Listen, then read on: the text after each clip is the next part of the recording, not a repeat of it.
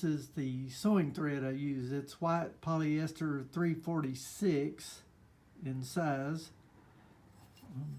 This side feeds the bobbin winder. This side feeds the sewing machine.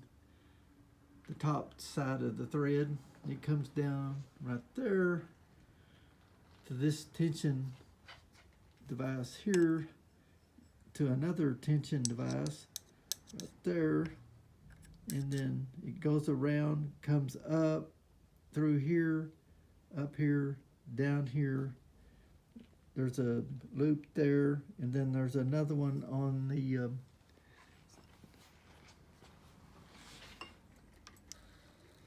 there's another one right there, a loop. And the sewing machine's needle is a size 200 I'm using right now, and the groove is right here.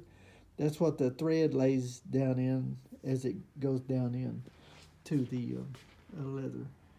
There's the bobbin holder, and always check your thread if you're going to sew some long pieces. And this is a Cowboy CB 4500.